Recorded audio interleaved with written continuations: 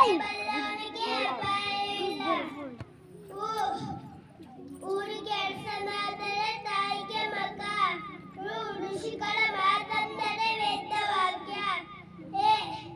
ಏಣಿ ಎತ್ತಿನವೇ ಇಳಿಯಲೇಬೇಕು.